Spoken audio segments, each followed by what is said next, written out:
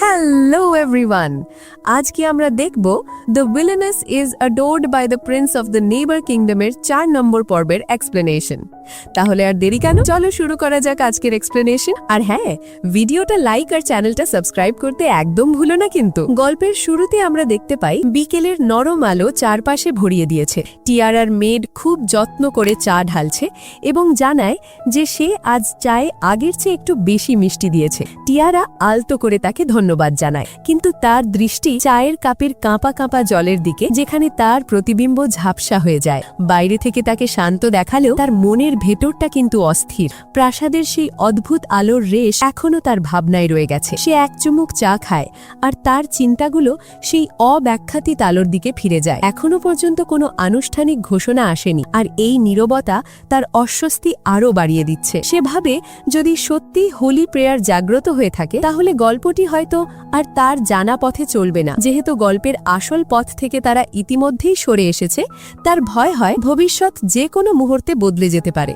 আর Prince অ্যাকোয়াস্টেড হয়তো নায়িকার দিকে ঝুঁকে পড়বে। টিয়ারার এই অস্বস্তি দেখে অ্যাকোয়াস্টেড কিছু বলতে যাবে, ঠিক তখনই একজন নাইট এসে রিপোর্ট করে যে আগের আলোটি আসলে একটি যান্ত্রিক গোলযোগের কারণে হয়েছিল। রাজপ্রাসাদ যতক্ষণ না পর্যন্ত পরিদর্শন শেষ করছে, ততক্ষণ লেডি টিয়ারা রোজকে আনুষ্ঠানিকভাবে বাড়ি ফিরে যেতে অনুরোধ করা হচ্ছে। অ্যাকোয়াস্টেড কোনো দ্বিধা ছাড়াই রিপোর্টটি গ্রহণ করে, আর কারণটা যে শুধুমাত্র একটি যান্ত্রিক ত্রুটি ছিল, এটা শুনে ফিলাইন স্বস্তির নিঃশ্বাস ফেলে। অ্যাকোয়াস্টেড উঠে দাঁড়িয়ে টিয়ারাকে বাড়ি পর্যন্ত পৌঁছে দেওয়ার প্রস্তাব দেয় এবং টিয়ারা নম্রভাবে রাজি হয়, কিন্তু তার শান্ত চেহারার আড়ালে অস্বস্তিটা রয়েই যায়। সে এত তাড়াতাড়ি ফিরে যেতে চায় না, তার মনের একটি অংশ দেখতে চায় যে ঘটনা কোন দিকে মোড় নেয়। সে ভয় পাচ্ছিল গল্পটি হয়তো আবার বদলে যাবে, বিশেষ করে যদি অ্যাকোয়াস্টেড তাকে ছেড়ে নায়িকার দিকে হাত বাড়ায়।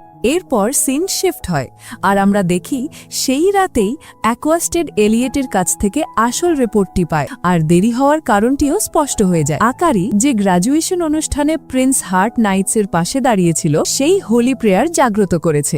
এই সত্যটি জেনে অ্যাকোয়াস্টেড চমকে ওঠে, কারণ এত মানুষের মধ্যে সেই মেয়েটি এমন শক্তির অধিকারী হয়েছে। সত্যটা ধীরে ধীরে স্পষ্ট হওয়ার সাথে সাথে তার অবিশ্বাস অস্বস্তিতে পরিণত হয়, কারণ এই একটি ঘটনায় দেশগুলো মধ্যে ক্ষমতার ভারসাম্য বদলে দেওয়ার জন্য যথেষ্ট এবং একটি ভঙ্গুর পরিস্থিতিকে আরও জটিল করে তুলতে পারে। এলিয়েট ব্যাখ্যা করে যে হোলি প্রেয়ার এমন একটি শক্তি যা প্রতিটি দেশই কামনা করে। এই শক্তি এতটাই বিশাল যে যে কোনো দেশ এটি পেলে দীর্ঘস্থায়ী শান্তি নিশ্চিত করতে পারে। এই কারণে যারা এই শক্তি জাগ্রত করে, তাদের প্রায়শই রাজ পরিবারের সাথে বেঁধে রাখা হয়, যাতে শক্তিটি হাতছাড়া না হয়। তাই এটা স্বাভাবিক যে ল্যাপিস লাজুলি রাজ্য আকারিকে প্রিন্স হার্ট নাইটসের সাথে বেঁধে রাখতে চাইবে, তবে মারিন ফরেস্ট চাইলেই এই বিষয়ে হস্তক্ষেপ করতে পারে। আর যদি হোলি প্রেয়ার দাবি করা যায়, তবে রাজ্যের ভবিষ্যৎ সমৃদ্ধি বর্তমান অবস্থাকে ছাড়িয়ে যাবে। এই উপলব্ধি অ্যাকোয়াস্টেডের মনে একটি সিদ্ধান্তে পৌঁছে দেয়, যে মেয়েটি পবিত্র প্রার্থনা ব্যবহার করতে পারে তাকে তার পেতেই হবে। অন্যদিকে জানালার প্রতিবিম্বে নিজের দিকে তাকিয়ে টিয়ারা দিন গুনতে থাকে। 10 দিন কেটে গেছে, কিন্তু সে পবিত্র প্রার্থনা সম্পর্কে কিছুই জানতে পারেনি। তার বাবা প্রধানমন্ত্রী হওয়ায় নিশ্চয়ই সত্যিটা জানেন, কিন্তু রাজ পরিবার যখন বিষয়টি গোপন রাখছে, তখন সে এ নিয়ে প্রশ্ন করতে পারে না। প্রিন্স অ্যাকোয়াস্টেডও সেদিন থেকে আর দেখা করতে আসেনি, আর এই নীরবতা তার অস্বস্তি আরও বাড়িয়ে দেয়। সে বুঝতে পারছিল না যে অ্যাকোয়াস্টেড কি এখনো পবিত্র প্রার্থনার কথা জানে না, নাকি সে ইতিমধ্যেই জেনে গেছে। আর যদি জেনেই থাকে, তাহলে সে কি সিদ্ধান্ত নেবে? ফিলিনের কোমল কণ্ঠস্বর টিয়ারাকে তার ভাবনা থেকে বের করে আনে। ফিলিন জানায় যে মেরিন ফরেস্টে যাওয়ার সমস্ত প্রস্তুতি সম্পন্ন হয়েছে এবং টিয়ারা যখনই চাইবে তখনই যেতে পারে, আর ফিলিন তার প্রতিটি পদক্ষেপে সাথে থাকবে। টিয়ারা শান্তভাবে খবরটি গ্রহণ করে, যদিও তার মনে হচ্ছিল প্রিন্স অ্যাকোয়াস্টেডও তো শীঘ্রই তার দেশে ফিরে যাওয়ার কথা। এই চিন্তা তাকে অস্থির করে তোলে। নিজের অসহায়তে সে হতাশ হয়ে পড়ে, কারণ অপেক্ষা করা ছাড়া তার আর কিছুই করার ছিল না। অন্যদিকে প্রাসাদের একটি ঘরে বন্দী অবস্থায় আকারের অধৈর্য বেড়েই চলেছিল। সে নিশ্চিত ছিল যে পবিত্র প্রার্থনার শক্তি প্রকাশ পাওয়ার সাথে সাথে প্রিন্স অ্যাকোয়াস্টেড তার জন্য আসবে, তাকে দাবি করবে এবং মারিন ফরেস্টে নিয়ে যাবে। মানে বুঝতেই পারছো, যেখানে তার সাথে বিয়ে হওয়াটাই স্বাভাবিক। কিন্তু 2 সপ্তাহ কেটে গেলেও অ্যাকোয়াস্টেডের কোনো চিহ্ন নেই, যা তার বিরক্তিকে হতাশায় পরিণত করে। এরপর সিন শিফট হয়, আর আমরা দেখি অনেক দিন পর অ্যাকোয়াস্টেড টিয়ারার সাথে দেখা করতে আসে। সে জানায় যে বিভিন্ন প্রস্তুতির কারণে তার ফিরতে দেরি হয়েছে, কিন্তু তার আচরণে একটা দ্বিধা ছিল যা টিয়ারাকে অস্বস্তিতে ফেলে দেয়। ঘরের মধ্যে এক চাপা উত্তেজনা বিরাজ করছিল। অবশেষে সে জানায় যে একটি এনগেজমেন্ট চূড়ান্ত হয়েছে লেডি আকারির সাথে। এই খবরটি টিয়ারাকে আরও অস্বস্তিতে ফেলে দেয়। তার চিন্তাগুলো এলোমেলো হয়ে যায়। সে বুঝতে পারছিল না আকারির এনগেজমেন্ট কার সাথে ঠিক হয়েছে। তার মনে ভয় এবং গেমের সেই নিষ্ঠুর পরিণতির ছায়া ফিরে আসে। সে কল্পনা করে সেই একই পরিণতি আবার ঘটতে চলেছে। অ্যাকোয়েস্টের পবিত্র প্রার্থনার শক্তির জন্য আকারির দিকে আকৃষ্ট হবে, এই ভেবে তার বুক আতঙ্কে চেপে আসে। কিন্তু এরপর অ্যাকোয়াস্টির যা বলে তা সবকিছু বদলে দেয়। সে জানায় আকারির এনগেজমেন্ট প্রিন্স হার্ট নাইটসের সাথে আনুষ্ঠানিকভাবে ঠিক হয়েছে, সেই মানুষটির সাথে যে একসময় টিয়ারাকে গভীরভাবে আঘাত করেছিল। মুহূর্তের মধ্যেই তার মনের ওপর চেপে থাকা ভয়টা স্বস্তিতে পরিণত হয় আর তার চোখ দিয়ে জল গড়িয়ে পড়ে। সে সত্যিই বিশ্বাস করেছিল যে অ্যাকোয়াস্টিড হয়তো অন্য কারো হয়ে যাবে, আর এই নীরব ভয় তাকে যতটা নাড়িয়ে দিয়েছিল তা সে নিজেও বুঝতে পারেনি। তার কষ্ট বুঝতে পেরে অ্যাকোয়েস্টেড তাকে অটল নিশ্চয়তার সাথে আশ্বস্ত করে। তার আচরণে স্পষ্ট বুঝিয়ে দেয় যে তার অনুভূতি কখনো বদলায়নি এবং টিয়ারাই তার একমাত্র পছন্দ। অ্যাকোয়েস্টেড তাকে নিজের বাহুতে জড়িয়ে নেয় এবং তার চোখের জল মোছানোর জন্য আলতো করে একটি কিস করে। তার উষ্ণতা টিয়ারার সমস্ত সংশয় দূর করে দেয়। তাদের মধ্যে একটি গভীর এবং কোমল কিস হয়, যা ছিল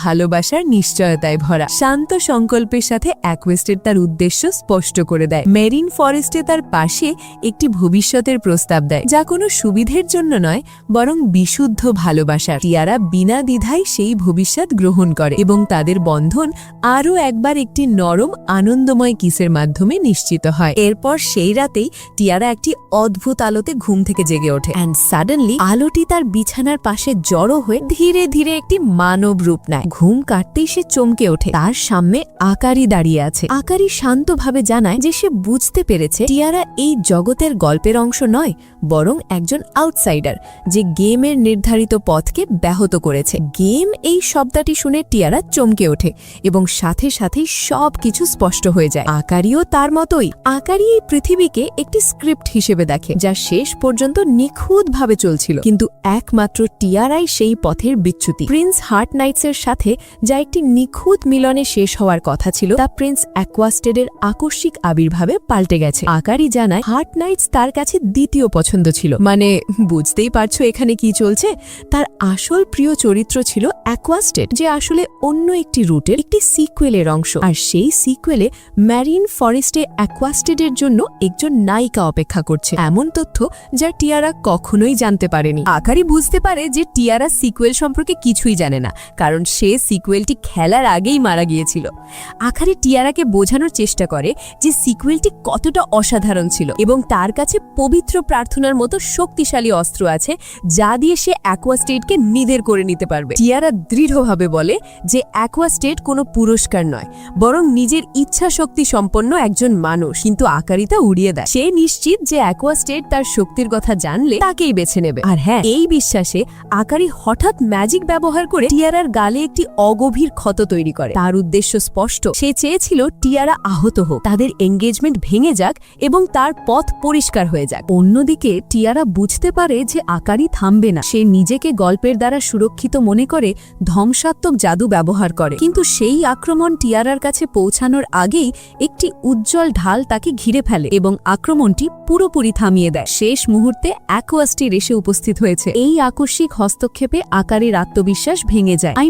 সে যাকে কখনো তার পথের বাধা হিসেবে ভাবেনি, তাকেই সামনে দেখে সে আতঙ্কিত হয়ে পড়ে। অ্যাকোয়াস্টেডের চোখ টিয়ারার গালের ছোট ক্ষতের উপর পড়ে এবং দেরিতে আসার জন্য তার চেহারায় অনুশোচনার ছাপ ফুটে ওঠে। এরপর দরজা ঠেলে টিয়ারার বাবা ছুটে আসেন এবং জানতে চান কি ঘটেছে। আকারি নিজেকে নির্দোষ হিসাবে দেখানোর চেষ্টা করে এবং অ্যাকোয়াস্টেডকে তার শক্তি ও নিজেকে গ্রহণ করার জন্য অনুরোধ করে, কিন্তু অ্যাকোয়াস্টেড শান্তভাবে তার প্রস্তাব প্রত্যাখ্যান করে। সে বলে, আমার নেতৃত্ব দেওয়ার ক্ষমতা ধার করার শক্তির উপর নির্ভর করে না এবং আমার তোমাকে কোনো প্রয়োজন নেই। অ্যাকোয়াস্টেড টিয়ারাকে নিজের কোলে তুলে নিয়ে তার সিদ্ধান্ত স্পষ্ট করে দেয়। আকারির সমস্ত বিশ্বাস ভেঙে চুরমার হয়ে যায়। অ্যাকোয়াস্টেড এক আদেশে তাকে আটক করায়, তার জাদু সিল করে দেওয়া হয় এবং নাইটরা তাকে দ্রুত নিয়ে যায়। আকারিকে একটি বিচ্ছিন্ন টাওয়ারে বন্দী করা হয়। টিয়ারার দয়ায় সে কঠোর শাস্তি থেকে বেঁচে গেলেও তার জাদু শক্তি এতটাই দুর্বল করে দেওয়া হয় যে সে কেবল একটি গাছকে পুষ্টি দিতে পারে। তবুও সে বিশ্বাস করতে ছাড়েনি যে এই জগৎ একটি গল্পের যুক্তি দ্বারা আবদ্ধ, যেখানে দুর্ভাগ্য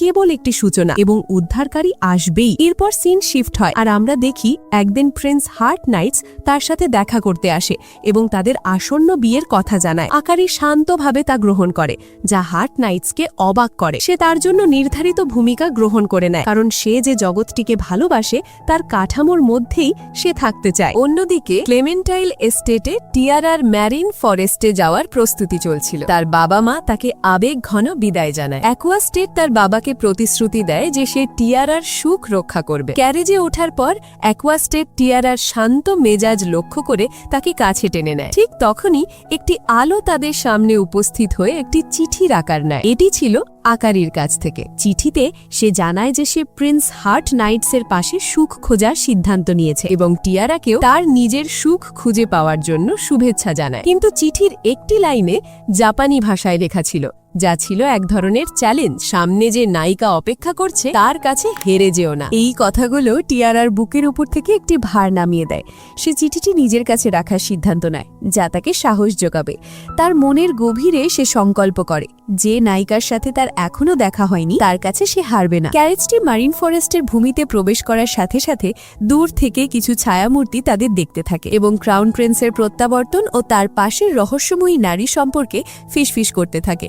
আর এই কৌতূহল এবং অনিশ্চিত ভবিষ্যতের প্রতিশ্রুতি দিয়ে এই এপিসোডটা এখানেই শেষ হয়ে যায়। তো তোমাদের এপিসোডটা কেমন লাগলো আর এই এক্সপ্লেনেশনটাই বা কেমন লাগলো সেটা অবশ্যই কমেন্ট করে জানিও। যদি ভালো লেগে থাকে তাহলে একটা লাইক আর বন্ধুদের সাথে শেয়ার করতে ভুলো না। কিন্তু দেখা হবে খুব তাড়াতাড়ি পরের এপিসোডের এক্সপ্লেনেশন নিয়ে। ততক্ষণ পর্যন্ত take care and good bye.